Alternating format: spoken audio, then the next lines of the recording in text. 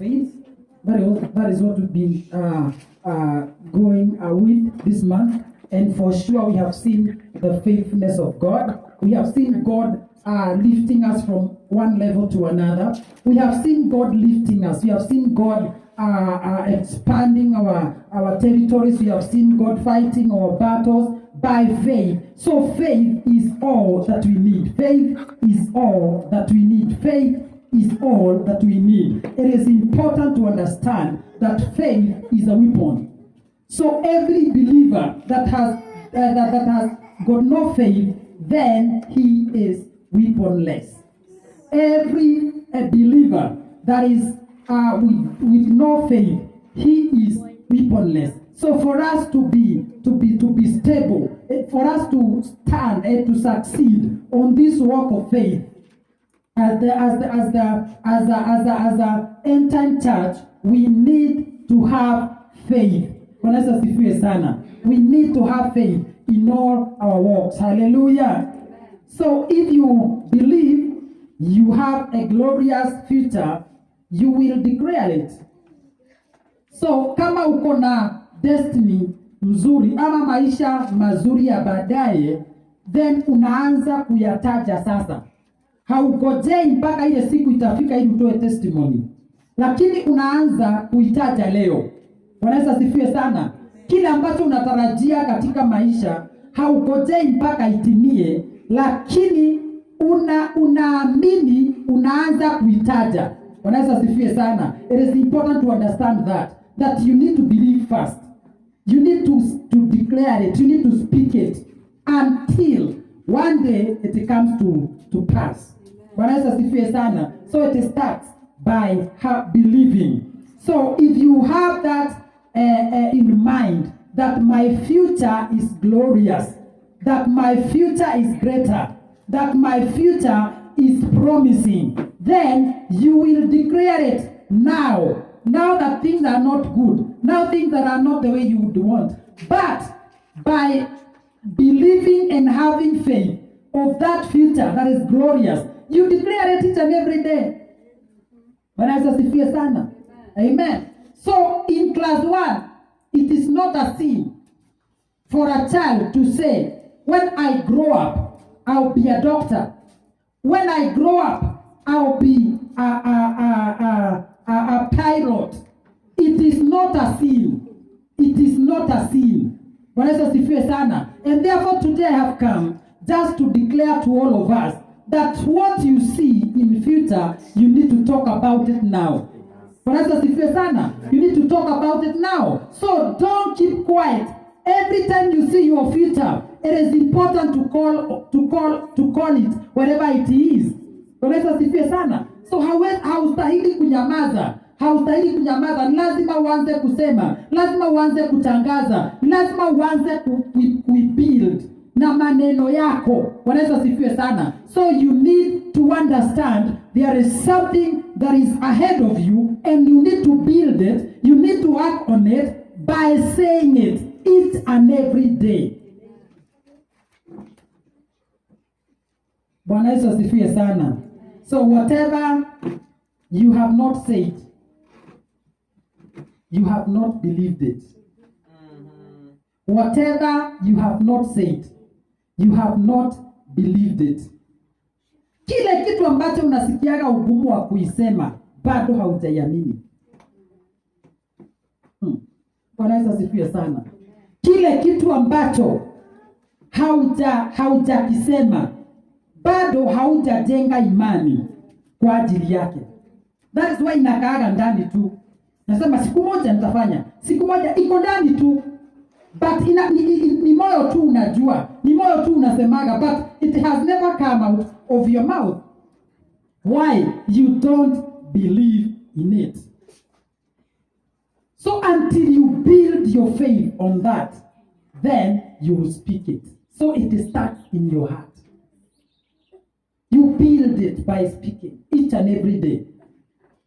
One day it will come to pass. Bwana Yesu asifiwe sana. So the spirit of faith demands that you express what you believe. kanuni ya imani ama roho wa imani unasema ya kwamba kile ambacho unaamini ni vizuri kukiongea. Bwana Yesu asifiwe sana. Ni vizuri kufanya nini? Kukiongea. Habakuki alisema ya kwamba andika maono yako kwa herufi kubwa. In other words, what you don't believe, you don't write. Kile ambacho haujaamini hauwezi andika. Hata ukiambiwa uandike huwezi andika. Sasa hizi tukisema uandike zile vitu ambazo unahitaji before 2025, utaandika tu zile vitu unajua kwamba na uko na imani zinaweza tendeka. Unaweza shangaa sana, unaweza kuta mtu hawezi amini kuna kitu kinaweza fanyika katika maisha yake. Sasa nakwambia saa hizi sina chochote. Si ati hakuna, ni imani bado haujabuild. Unaweza sifia sana. So tabia watu andika kile ambacho ungetaka tufanye mwaka huu. You'll be amazed. Wakati ambapo tulikuja hapa tukaandika kile tungetaka Mungu afanye. Some things I saw and I saw future. Wakati ambapo niliambia kuna wakati tulikuja hapa tukaambiana members just write what you would wish ambapo Mungu afanye, kile ambacho ungetaka Mungu afanye, but I saw future. Because the things watu waliandika and the span ambao walipeana I saw hapa tunatoboa. Unaweza sifia sana. Amen. It is what you see and speak determines your future. So kama huwezi ona kitu kubwa na useme, then hakuna future kubwa. Bwana Yesu asifiwe sana. So you don't you must express what you have in your heart. Bwana Yesu asifiwe sana. So the dream you don't tell is doomed. The dream you don't talk about, the dream you don't tell, it is doomed. Kila ndoto ambayo unaota na hawezi isema, then hiyo ni ndoto ambayo haiwezi fikiana. Ni ndoto ambayo imefungwa. Bwana asifiwe sana. Ni ndoto ambayo imefungwa. So wacha tu tuone ka story hapa, wacha tuone tu neno la Bwana kidogo katika kitabu cha Genesis chapter 37. Genesis 37 and verses 5. We see something there.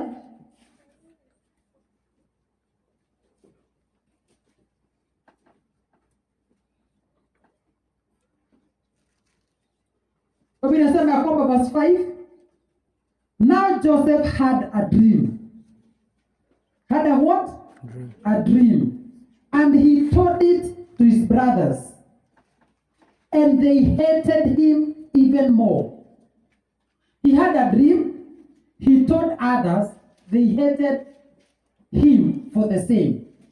Now, you just speak it out. Because when you don't speak it up, kuogopa, tumboni itakuwa uoga. Ya kwamba nikisema watu watasema nini? Hiyo ndio kitu ambayo imeweka watu wengi chini. Hiyo ndio imefanya watu wengi maisha yao haiendelei. Mtu anasema watu watasema nini? Watu watanicheka. Unaweza sifie sana. Watu watanicheka. Ni watu wangapi saa hizi wamefika mahali pa juu kwa sababu ya kitu kidogo waliamini na wakatangaza. Walibiri tu wakatangaza. Saa hizi wako juu. Sasa na sisi kama Wakristo kuna vitu wakati mwingine tunaogopa. Tunaona kama ni kidogo sana. Tunaona kama hakuna mwelekeo, ni kama hakuna tumaini. Wakati ambapo tunajiuliza watu watasema nini, then hiyo kitu inafika hapo. Bwana Yesu asifiwe sana. So Joseph akakuwa na ndoto. Akaambia brothers wake. Hiyo hadithi ni mrefu. Lakini yeye hakuogopa. Biblia inasema kwamba alienda akaota tena. Bwana Yesu asifiwe sana. Ndoto ambayo hauongei itakaa bila kitabu itimie. Akaota ya kwanza na akaota ya pili, na zote zilikuwa na meaning moja. Ni vizuri unapoona maono, ni vizuri kusema. Bwana Yesu asifiwe sana. Usinyamaze na kitu ambacho unajua iko ndani yako. Siku moja tuliongeaga na huyu, nikimuuliza tu venye tati angetaka zile vitu ambazo aliniambia, ni karibu uende waambie bank ikuje kwanza, sababu zile vitu ambazo zinahitajika hata sasa bado tutafunza hiyo. Those things will still come and they are coming very soon. Leo tulisoma asubuhi ya kwamba kile kitu ambacho tunaamini kama promise kutoka kwa Mungu haitakawia. Sasa kile ambacho unaamini pia usifikiria kwamba lazima ikawie. Hapana, si lazima ikawie. Italingana na wewe kama utaisukuma. Unaweza sifie sana. So we are still moving on. We are still believing God. We are still trusting God. Ya kwamba there are things that will come by fire. As we keep on kuitangaza, kuisema. Unaweza sifie sana. Sasa kuna vitu ambavyo saa hizi tunasaidia ku-upgrade. Now we are looking forward to see the completion of this building. Then we see how we shall put screens. How also we shall do a classic. Unaweza sifie sana. A classic church for God. Now sasa mimi ikianza yangu sasa inaharibu kabisa. Wewe ukiambiwa itakuvunja moyo. Tauliza kweli pastor. Uko na uhakika wa hizo maneno? Niambie kama tu venye mtu aliuliza Bishop. Bishop unaongeaga aje kama mtu haishi hapa? Nasema ni kweli. Mimi nimeketishwa mahali pa juu. Unaweza sifie sana. Sasa na sisi tunastahili kuongea kama watu wanatoka mbinguni asubuhi. Watu ambao wanakaaga na Mungu hapa. Unaweza sifie sana. Kuna watu saizi ukienda kuongea na yeye kuhusu barabara fulani, nakwambia usijali, mkubwa aliniambia barabara itatengenezwa. So na yeye unastahili kuwa unaongea ya mbinguni. Mtu anakuuliza hii corona unaona kama itaisha lini? Unamwambia nilisikia malaika wakisema ya kwamba kuna mkutano ilikuwa mbinguni na kuna kitu ilielezewa mbinguni. Unaweza sifie sana. That is how you should talk. Like as if you are there with God and you tell them according to the word. Hakuna ugonjwa ngumu kwa Mungu kumaliza. Wanaweza sifie sana. Sasa we need to develop our faith. We need to develop our faith. Ya kwamba tutaongea kama vile mbinguni inaongea. Sasa hiyo ni kitu ambacho tulisema kwamba you sharpen your discerning spirit so that you know what is the heaven saying. Watu wanaweza ongea ni kweli, lakini Mungu anasema nini? Hapo ndipo tunastahili kurejea sisi wote.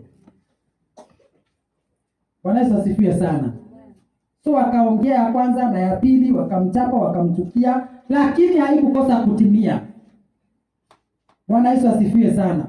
So the future you don't declare, urapture.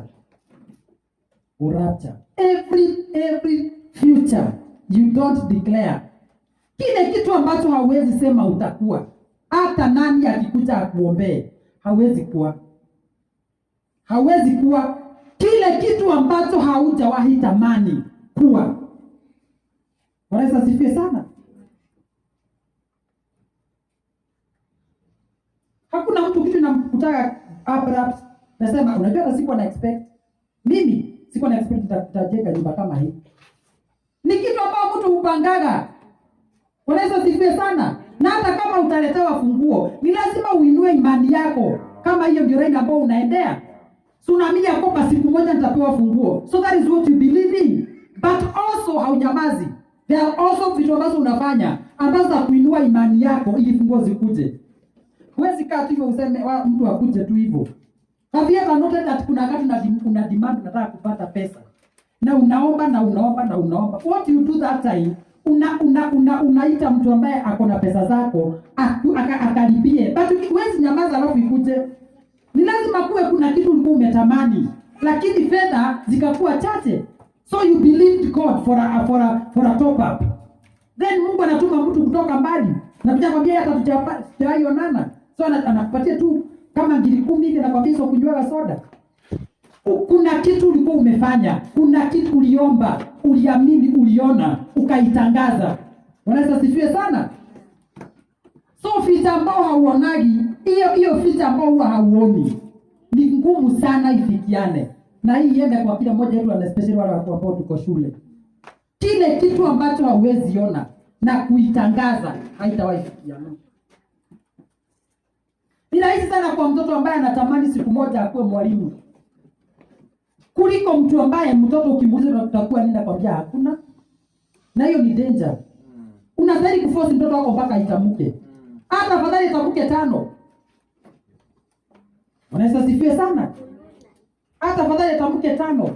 Ushindago atakuwa gani? Mungu atamsaidia kuselect akikuwa mkubwa. Kuliko akwaje hawezi kuwa taka kuwa kitu. Unaweza sifie sana. That is my prayer for all of us. See your future. Speak it out. Bwana Yesu asifiwe sana. Romans 10:10.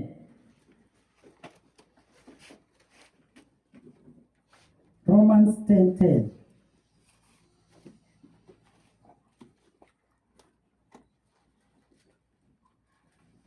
Thank you, Jesus.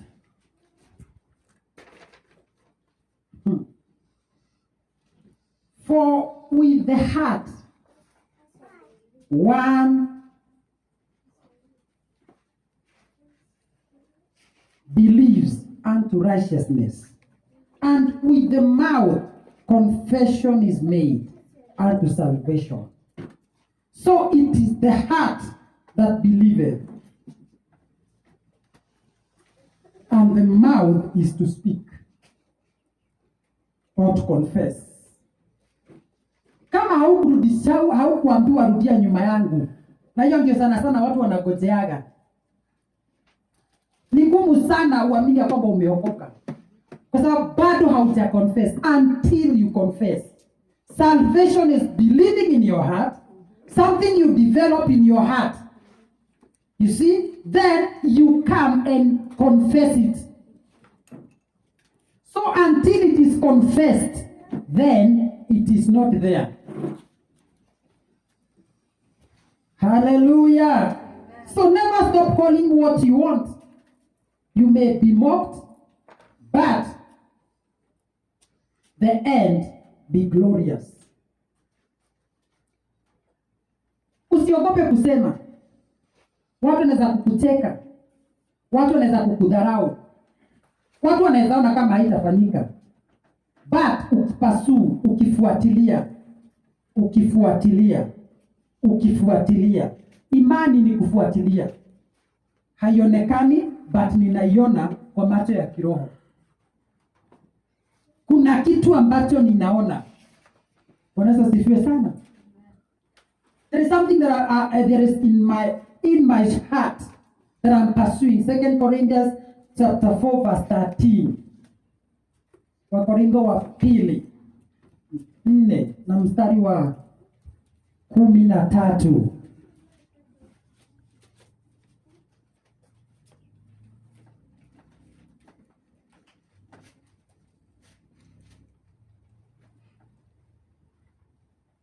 So it says, and since we have the same spirit of faith, according to what is written, I believed and therefore I spoke.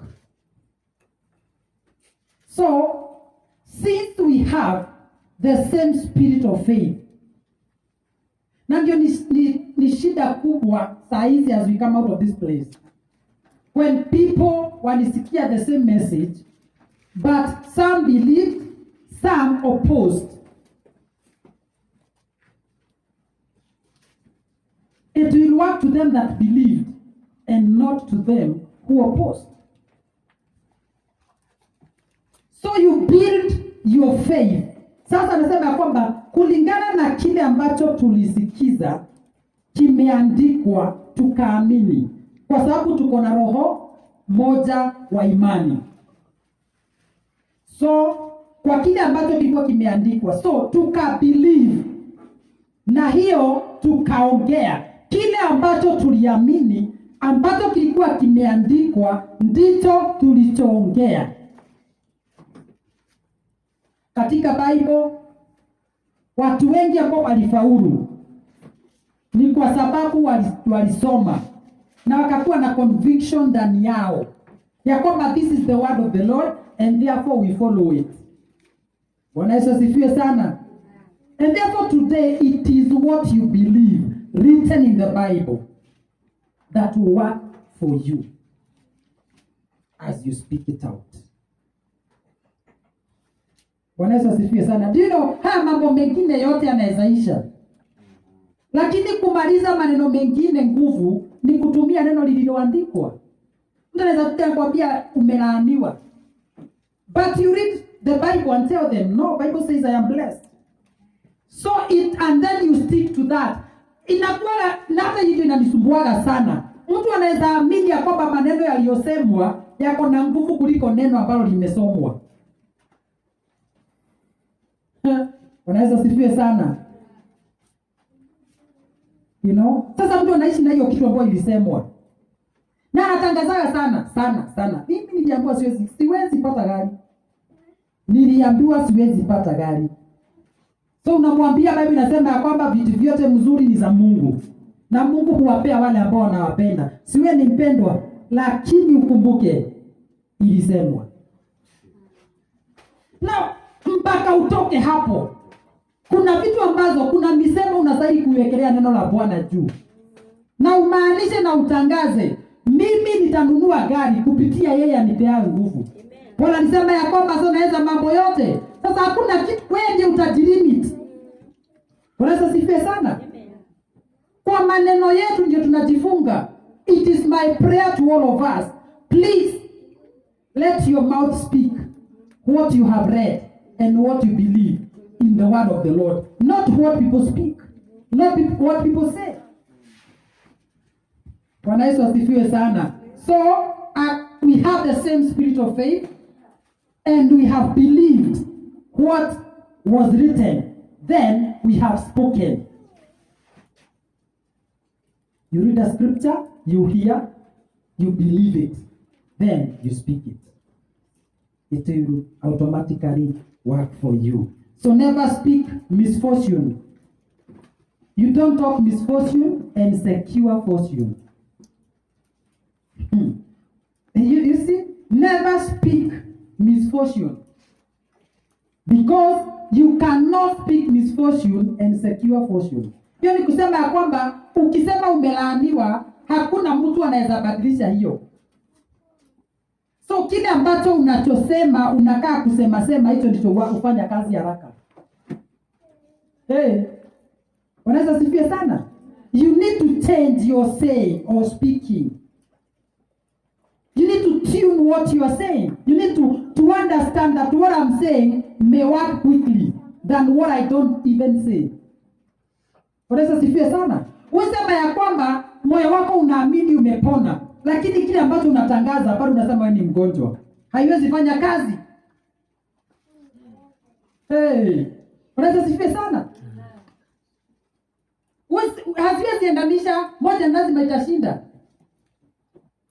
Until your heart now says, I am healed, and your mouth repeats, I am healed, then utakuwa complete umepona. Lakini ukiwa na hizo mambo mbili, moyo wako unasema, nimepona. Kinywa kinasema, nimepona, mimi ni mgonjwa. Hawezi fanya kazi.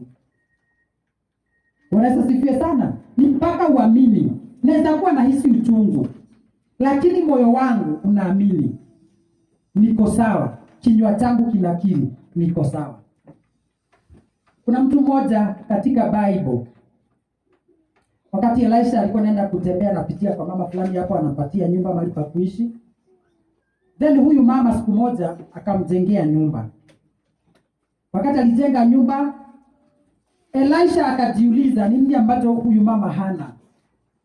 So ikasemekana hana mtoto, akaombewa akapata mtoto. So akaambiwa next year, then right now you'll have a child. Now wakati mtoto alikufa, mama alipoenda kwa watu kuuliza, wakitembea unamuuliza uko sawa? Sema ndio niko sawa. Watu wote wazima nyumbani wako sawa. Sasa kwake yeye aliona hivyo. But alipoenda kwa Elisha, alimwambia mtoto amefanya nini? Amekufa. Bwana Yesu asifiwe sana. So kwa Mungu tunakujaga straight. tunamwambia watu, tumewaambia mambo iko sawa, lakini wewe kwa sababu ndiye tuliambiwa ya kwamba kuna watu hawastahili kudanganya. Ni Mungu na hawastahili kudanganya daktari. Unaweza sifie sana. Ambia daktari chenye kinakuuma. Ukimwambia uko sawa atakuuliza umekuja kufanya nini hospitali then. Ambia daktari ni yeye orendera igwa demo gima muno, igwa de sawa. Igwa de sawa ko niki wagira. So you tell them what you're feeling. And then they will help you. It is my prayer to all of us. Today as we speak, let people know it is well with us. That is what we call faith. No matter the circumstance and the situation. Mungu kuna suluhisho ambayo analeta katika maisha yetu. Bwana Yesu asifiwe sana. Amen. So you don't talk misfortune and secure fortune. Haiwezi endanisha. Bwana Yesu asifiwe sana.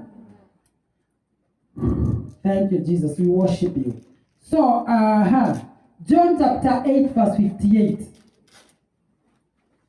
John chapter 8, verse 58. We shall see sometimes how we should deal with some situations. You know, because there is a way tunastahili kudeal na issue ambayo ni mbaya. Kuna vile tunastahili kutokelezea. Sababu si kila kitu ambacho tunapitia inastahili kutumaliza. Bwana Yesu asifiwe sana. Sio kila issue.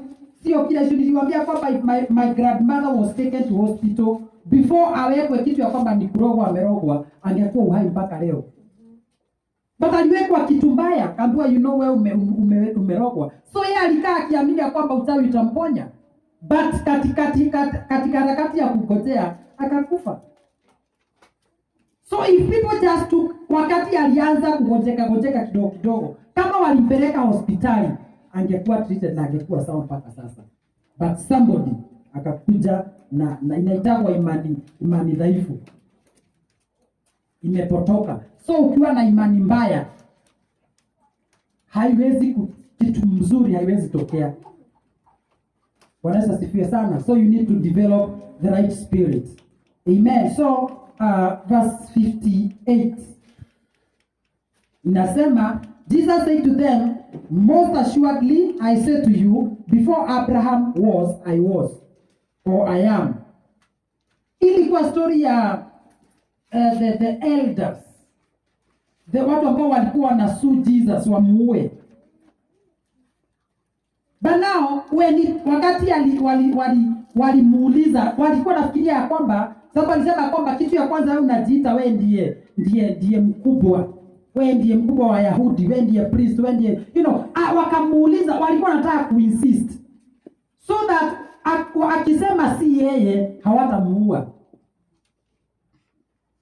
Lakini kulingana na imani yake, alisema afadhali kukufa ukiwa umeongea ukweli na ukiwa unaongea kitu ambacho iko ndani ya moyo wako. So aliwaambia, hata before Abraham, I am. What does that mean? Hata wakati mbele Abraham hajakuja, mimi sijakuwa sasa. Kuna vitu ambazo haustahili kuogopa watu. Unastahili kuambia ukweli. Waambie mimi kitambo nizaliwe, mimi nilikuwa nijenge. Kitambo nizaliwe, nilikuwa ninunue gari. Kitambo nizaliwe, nilikuwa niwe hiki. So, si ati najaribu kujifanya. It is something which was there before I was born. Bwana Yesu asifiwe sana. So there are things we need to develop in our hearts and in our lives. That kuwa na maisha mzuri ni kitu ambacho ilikuwa katika Bible kutoka mwanzo. Na mtu sisters, mimi sistahili kuogopa kuambia watu kile ambacho nitakuwa. Bwana Yesu asifiwe sana. Amen. Sistahili kuogopa nikiambia watu kile ambacho na mimi watu wanaweza sema chenye watasema, lakini haiwezi nibadilisha. Me, I always believe in many things. And I always talk to them. I speak them out. There are things I'm still believing God even now.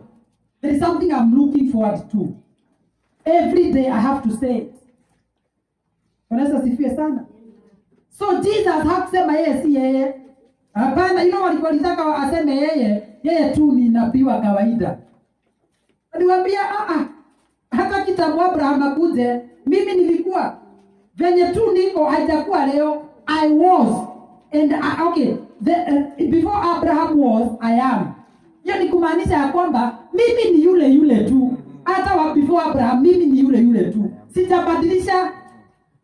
So usikubali hali zibadilishe msemo wako, ama hali ibadilishe imani yako, ati kwa sababu watu wanaenda kwa wachawi, kwa sababu watu wanaenda kuombewa na diviners, na wewe uende. Hapana, kuna kitu kiko ndani yangu ambacho lazima kitimie na I follow it. Bwana Yesu asifiwe sana. So hakuna hali inaweza badilisha msemo wangu. My confession still stands.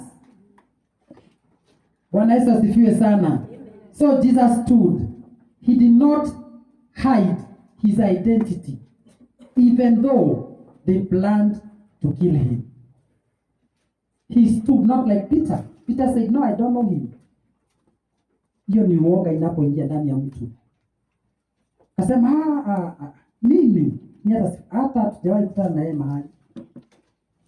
But Jesus decided his faith is my faith and I will fight for it.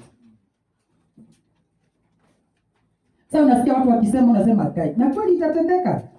Uliona venye watu wengi wameniambia, ni kweli.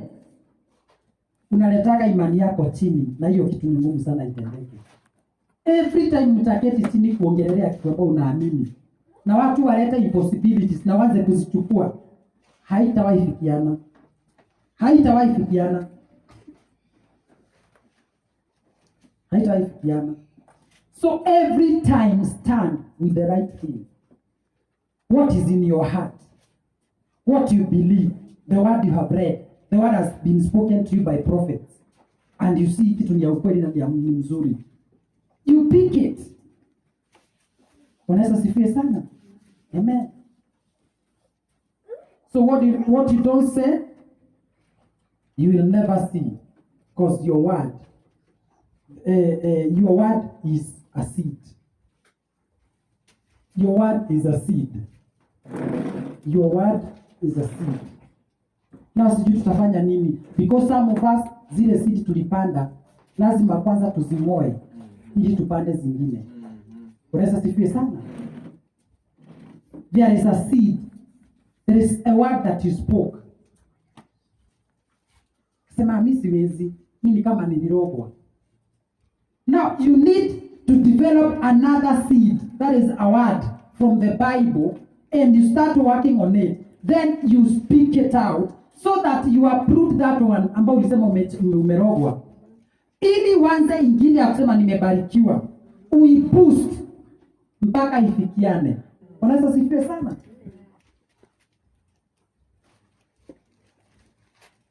Hallelujah. Genesis 8:22. I have like 2 scriptures remaining. And because of time, you just allow me to not to emphasize on it. So it is something that you will go and read. Bwana Yesu asifiwe sana. So it is your faith that determines what you become. It is your faith that determines what you will become. That's in the book of John chapter 1 and verses 12. John 1 and verses 12. So we have a few minutes. John 1 verse 12. But as many received him, to them he gave them right to become children of God, to those who believed in his name. So as many received him, so they received him, then they believed and they were made. You must receive it in your heart.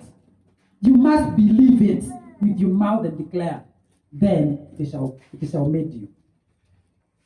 Kile ambacho bado haujaongea na hauna imani nayo hauwezi kuwa. So you receive it, you believe it, you become it. Hiyo ni kitu ambacho unastahili kuandika na capital letters. You declare, I believe it. No, I receive it. I believe it. I become it. Sasa utaangalia trend zako. Uone ni nini ambacho nimekuwa nikisema, ni nini ambacho iko ndani ya moyo wangu. Then hicho uko na imani utakuwa. Bwana Yesu asifiwe sana. So to discover you have a future is one thing. And to believe you have one is another. For you to discover you have a future, it is one thing. For you to believe you have a better future, it is another thing. So you must believe, you must discover, you must believe, so you must see it in the spirit. Bwana Yesu asifiwe sana. So you must see your future house. You must see your future children. So you must pray for them right now. Bwana Yesu asifiwe sana. So you can't always ongea tu maneno ya kwamba huyu atakuwa kama anko yake, atakuwa kama baba yake, atakuwa kama babu yake. Ni lazima uanze kuona maisha ya huyo mtoto saa hizi, miaka 10 ijayo. Kile ambacho ungetaka huyo mtoto akue, unaanza kumtangazia saa hiyo. Bwana Yesu asifiwe sana. That is what we call faith. And you talk to him, let him know you are praying for him to become something or somebody. Bwana Yesu asifiwe sana. Kuna mtu alikuwa ananiambia how some tribes, how they do their so yaani wanagojeaga wakisikia kuna mtu ako expectant. So wanagojea azaliwe msichana. And you yaani hata bila ya kujali huyo mtu anaanza kutoa mali saa hiyo. Mtoto amezaliwa leo, wamejua ni msichana, so kuna mtu wa kwanza, yule atakuja wa kwanza, anaanza kuleta kitu. Na si mtoto, it is not just like unaweza sema kwa sababu huyu ni kijana amezaliwa ama alizaliwa mwaka kama moja hivi, so unaweza anza kubook huyu msichana. But unapata mtu ambaye ako na bibi na watoto wakubwa, yeye ndiye anaanza kubook mtoto mdogo. So the mother or the parents of that daughter hawaonaji future mzuri ya huyo mtoto. So by the time anafika 12 years, huyo mtu ako na right ya kumchukua. Kwa sababu ni kitu ambacho amedevelop. So they don't see the better future of those children. Thank God for the government and the work that anafanya saa hizi. Kuhakikisha kwamba watoto wanaokolewa mapema. Wanaweza sifie sana. Na pia tamaduni zingine zinaanza kuisha. Because what you believe inaanzaga mbali. Wanaweza sifie sana. Kuna vitu in your life you need now to fight. Because it has come from kile ambacho kilisemwa, kile ambacho kiliambiwa. So umeishi na hiyo. Hata ukiambiwa kitu mzuri, bado. Hata ukisoma neno hapo unasema hii si yangu, hii ni ya watu wengine. I pray that from today you will change the way you see things. Bwana Yesu asifiwe sana. You will change your speaking, your talk must change from today in Jesus' name. So what you believe is what you become. What you believe is what you become. So what you don't declare, you don't deserve. Kile kitu ambacho huwezi tangaza si yako. Hata haistahili kuwa yako.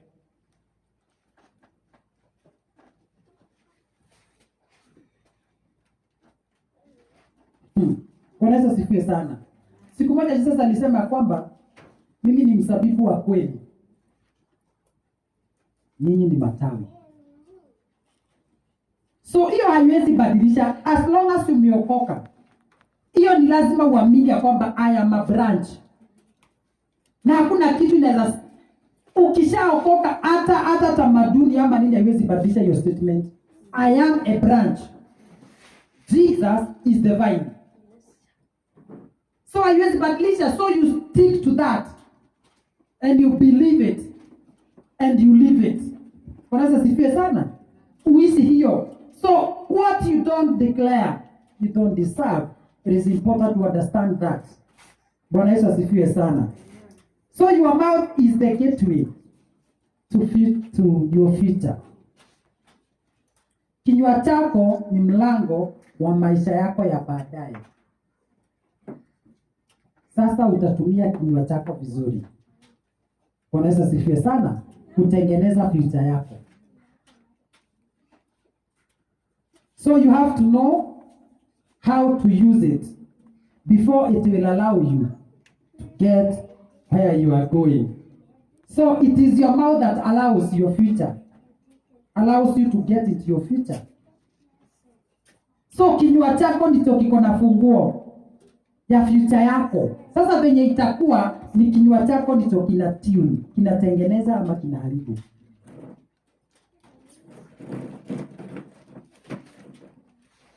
Niwaambia siku moja niliuliza kijana akifika miaka yangu atakuwaje, akasema hata hiyo kufikisha miaka hiyo naona itakuwa ngumu.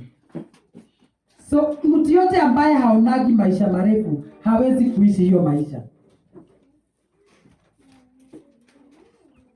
Bwana Yesu asifiwe sana. So niliongea na mama mwingine nikamwambia kama ni mimi nakuaga na land hapa mko nayo, I could have done nyumba za kukodisha. So akaniambia ni mzuri kusema hivyo, lakini saa hizi kwenye maisha yako. Alafu na akasema kwamba miaka ambayo niko nayo hakuna kitu kinataka shida. Kama ukianza kuwaji kama mwanadamu na kufikiria kama modo huo, nasema kulingana na miaka ya dena nayo chenesi kwa nende university, start something. I tell you the truth, you find another person ambaye amefanya the same thing. Na si ati ndio kuna pesa, lakini kwa sababu ni kitu alibelieve ndani yake. Mimi nilikuwa nataka kumweka kambegu kameage kakuage, but aka insist kulingana na miaka. Hiyo ndio kitu ya kwanza aliniambia. Najua bado tunazeeka. Kitu ya pili, watoto wangu saa hizi ndio wananihitaji sana. Ujue ya kwamba even future yao inawahitaji. Inakuiwe imeangalia wewe. Future yao imeangalia. So you need to do something. So in everything that you unafanya, do it to their future. Kama unafundisha, unasomesha saa hizi, hawezi fanya kakitu kwa saa hizi kwa sababu unasomesha, then jaribu kakitu. Amini Mungu. Anza, watakuja kumalizia. Unaweza sifiwe sana. Ndio wengi sasa wanasema pastor ni mwanae bro. Mtumio si alima.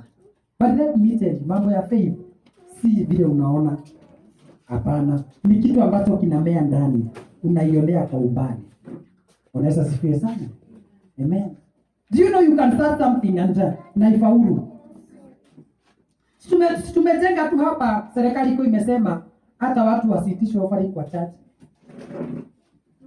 Ama hujui kuna wakati watu walienda kwa television wakasema saa hizi it's not time for pastors to ask money from members. Na ndio hii tulijenga hiyo wakati hizo disha zote tulitengeneza, they have used more than 85,000. Hiyo na tuliingia hapa August na by November tulikuwa tumepata hizo 85,000 na tulikuwa tumetengeneza. Do you know si vile mambo yako italingana na venye unaona katika roho. Unaweza sifiwe sana. Amen. So Gehazi wakiwa na Elisha anaona watu ambao wachache, Gehazi anaona umati. Sasa italingana ni nini ambacho unaona. Neno linasema nini? We are more than conquerors. Watu wanasema nini? Sisi ni wachache. Utasikiliza nani? Build your faith in a way that you can stand on that thing and for sure you become a different person. Watu watauliza wewe una manuva aje? Bwana sifiwe sana. Amen. It is not by might. It is not by you know, si ati ni nguvu ama uwezo, but the spirit and the word that you receive. So every time you believe it, you speak it, it shall come to pass. Bwana Yesu asifiwe sana. So your mouth is a gateway to your future. So please use it well before it allows you to get there. So poor people speak poverty. Poor people speak poverty. Poor people do what? Speak poverty.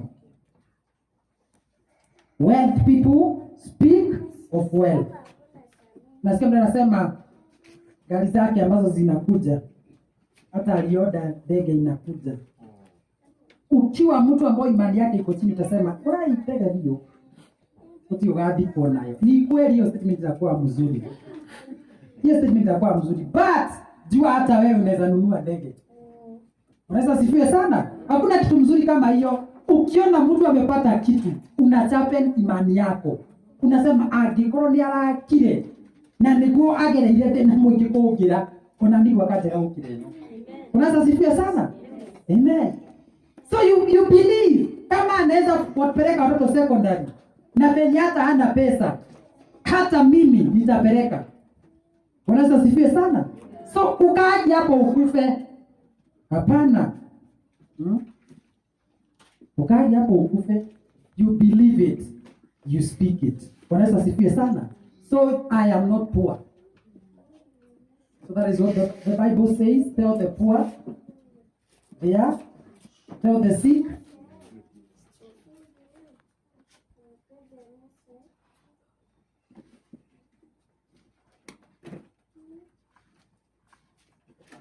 Sasa shida ni vile tunaongeaga.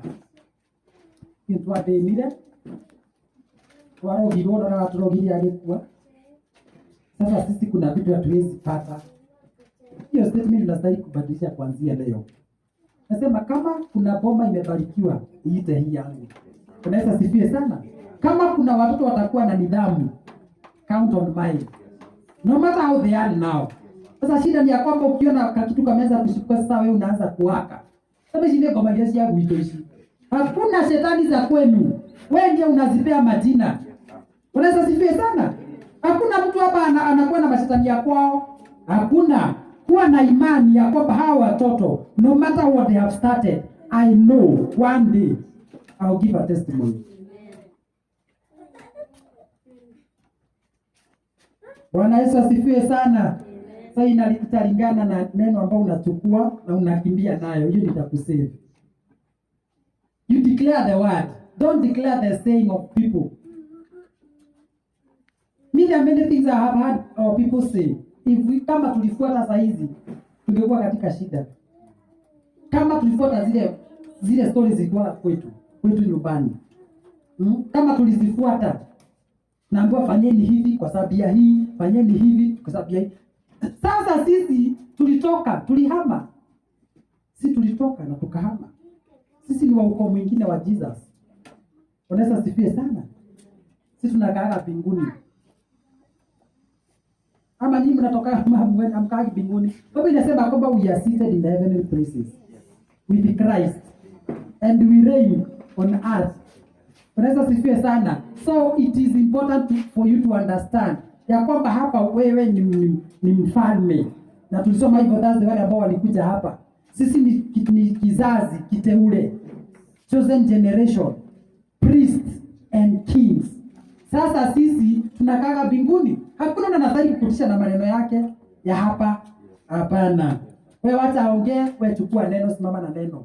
Ataishi hapo kusema. Hata atakuwa anakuona tu naendelea. Hallelujah. Amen.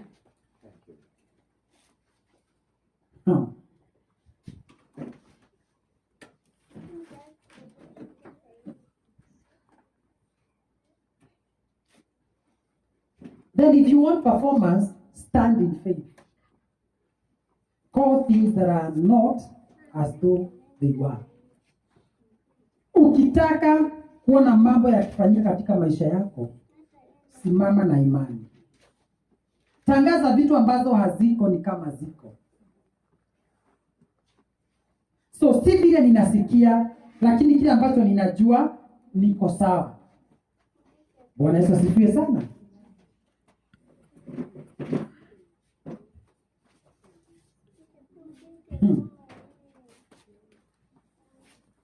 So what you don't call won't answer to you.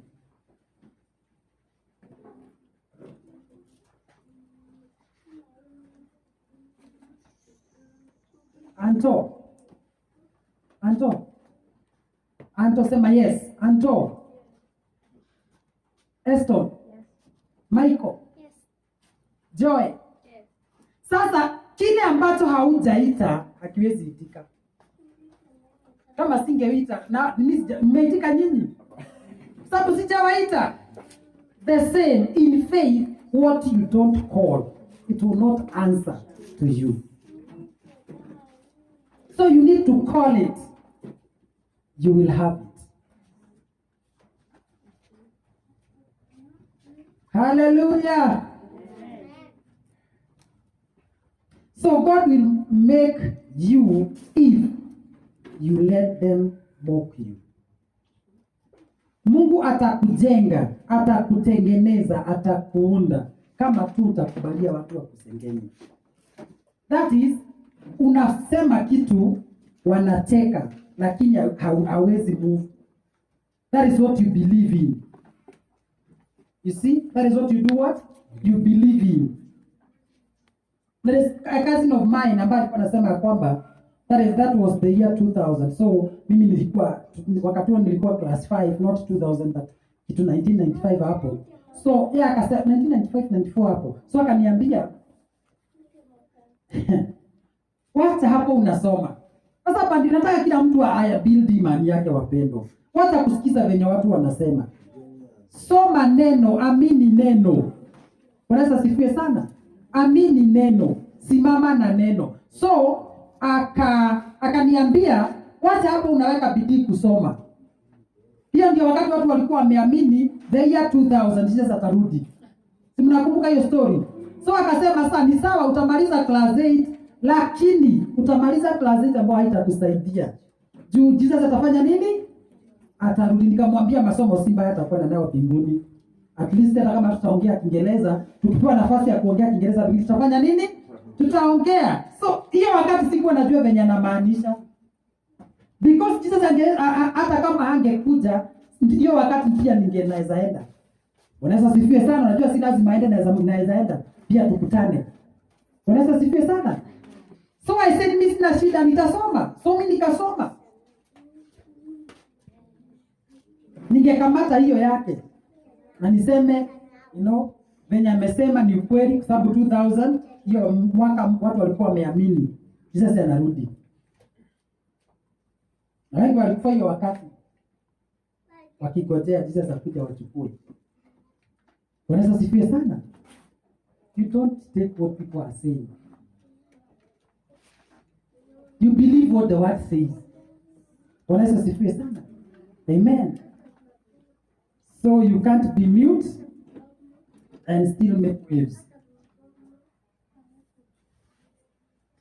You can't be mute and at the same time make waves.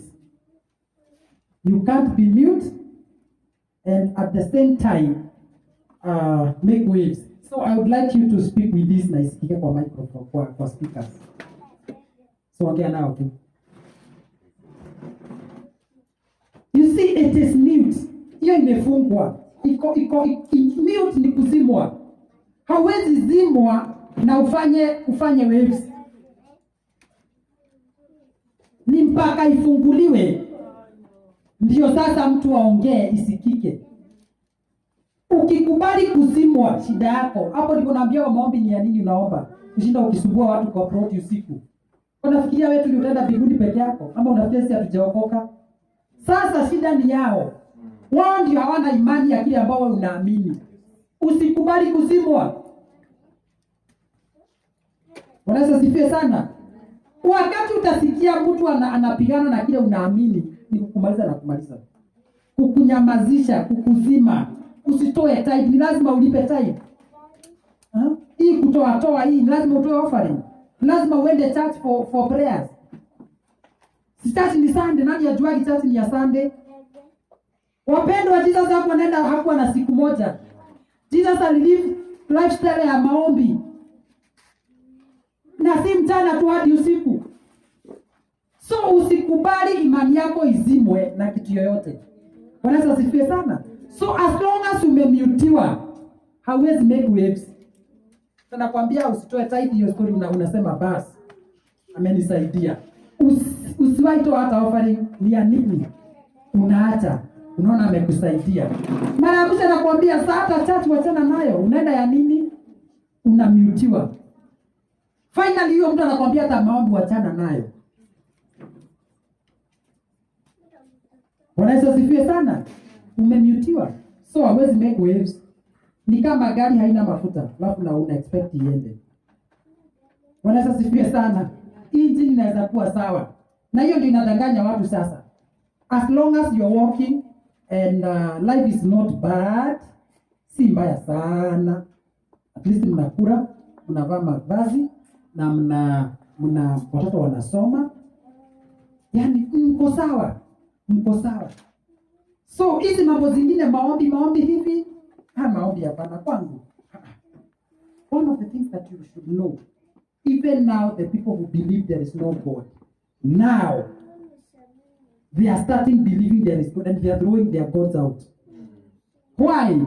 A need has come whereby everybody, according to the Bible, every living thing will declare there is God. Unaweza sifiwe sana. So sikubaliwe kumutiwa, sitanyamazishwa, nitaendelea. Unaweza sifiwe sana. So nothing defines your future like your tongue. Nothing defines. Nothing defines your life or your future like your tongue. Your tongue is what you are. Your tongue says what you are. Kinywa chako ndicho husema wewe ni nani, na ndio husema utakuwa nani. Bwana Yesu asifiwe sana. Ukiambia mtu kitu ya 2050 na kwambia hiyo wakati mimi nitakuwa nimeenda. Hiyo wakati nitakuwa nimeenda. Sasa siwezi pangia hiyo. Unasema 20 nini? Na tuko 20 nini? Another 30 years to come. Hapana, hiyo kulingana na miaka ambayo niko nayo hata tuache kupangia. We plan. Sababu inasemaga wanafunzi wa Jesus waliamini wakakufa wakiamini. Ama mjaimba hiyo wimbo? Dugata siagai siatene siatoire sieteketia gai na itiahi keirio siramero siakuire o icothiririe. So better uendage ukiwa na imani. Bwana Yesu asifiwe sana. Utafanya nini? Uendage ukiwa na imani. Bwana Yesu asifiwe sana. So believing in your heart, declaring it with your mouth can bring heaven here on earth. So kuwa na imani katika moyo wako, itangaze kwa kinywa chako, inaweza leta mbinguni hapa. Bwana Yesu asifiwe sana. Inaweza leta nini? Mbinguni hapa. So Deuteronomy 28 verse 13, that is our last scripture ambayo tutasoma so that at least we base our prayer there. Bwana Yesu asifiwe sana. Bwana Yesu asifiwe. Amen.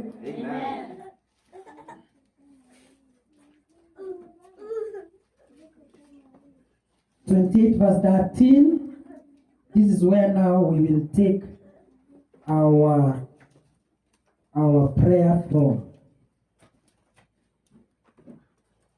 And the Lord will make you the head and not the tail. You shall be above only. You shall be above only. Nataka kila mtu arudie ndio nisikie umeshika. You will be above only. Hakuna wakati ambao wewe umepangiwa kuwa chini. It is not in the word of God. If you stick to that, now you put yourself where you belong. No matter what people are saying. Hallelujah. Amen. And not be believed. If you heed the commandments of the Lord your God, which I command you today, and are careful to observe them, we are believers. Bible says we are not the tail, but the Lord will put us ahead every time. And we will not be beneath. We will always be above. And it is above only. Bwana Yesu asifiwe sana. Hakuna maisha ya kuteremuka ukipanda. Kupanda na kushuka. Hakuna hiyo maisha hiyo, tumekataa in Jesus name. Tunatangaza ya kwamba hakuna maisha ya kufanya nini? Ya kupanda na kushuka. Bible inasema ni kupanda na ni kupanda tu peke yake. Hakuna kurudi chini. Bwana Yesu asifiwe sana. So ningetaka tusimame na hiyo imani siku ya leo, ya kwamba maisha yangu haiko chini na haiwezi enda chini. Maisha yangu kulingana na neno na ile kitu ambacho I am ordained to, or I was born to, is to become the head and not the tail. My life is to become above, to be always above and above only, in the name of the Lord Jesus. Wacha tusimame tu kwa pamoja as we believe the word of God today. Let us have faith. Let us build our faith. Let us have faith that